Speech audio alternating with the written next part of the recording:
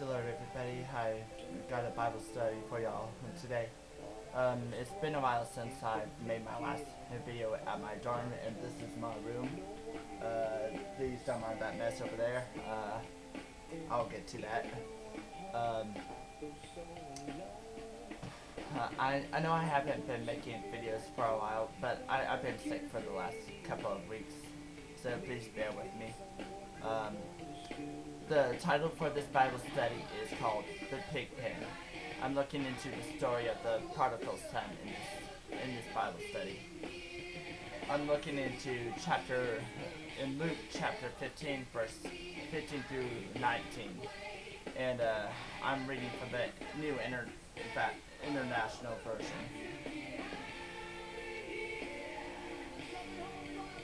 So he went and hired himself out to a citizen of that country, who sent him to his fields to feed pigs. He longed to fill his stomach with the pods that the pigs were eating, but no one gave him anything.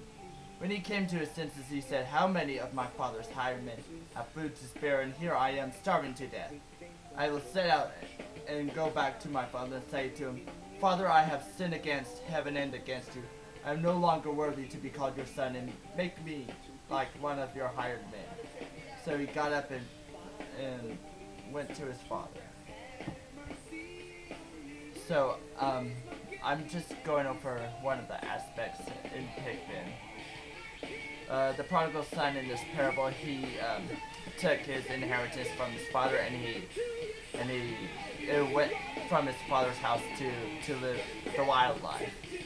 He ended up spending all his money on riotous living, and he ended up in a pig pen feeding swine. Being in the pig pen and feeding swine is the most humiliating thing. It is the lowest of the lows. If you were a Jew back then, pigs were considered defiled. So it's very humiliating work. He could have eaten the carob pods that the pigs were eating, but the pigs didn't even give him enough to fill his stomach. Nobody cared to give him food, and he is beginning to starve. Sometimes we will draw away from God for riotous living, or for living the wild life, we will end up in the pig pen somehow down the road. Sometimes it takes the pig pen to bring us back to God. Sometimes it takes our lowest points to bring us back to the Father. Just look at the prodigal son. He is at the lowest point in the pig pen. The prodigal son, he came to himself and remembered how good he had it back home. Even his father's servants had it good. They had enough bread to spare. When you are in the pig pen, just remember how sweet the presence of God is. Just remember the time when the Spirit of God moved upon you at the altar. Remember all the blessings you had when you were living for Him. The pig pen transformed the prodigal son's character. He started with "give me," and he went to "make me." The pig pen changes you. The pig pen, it teaches us humility. Humility is a special gift that comes from God that manifests itself within us. When we are humble, we are obedient to God. When we are obedient to God, we will be blessed. I want to close with a few proverbs. Proverbs 15:33. The fear of the Lord is the instruction of wisdom, and before honor is humility. Chapter 18, verse 12. Before destruction, the heart of a man is haughty, and before honor is humility. And Proverbs 22:4. By humility and the fear of the Lord are riches and honor in life.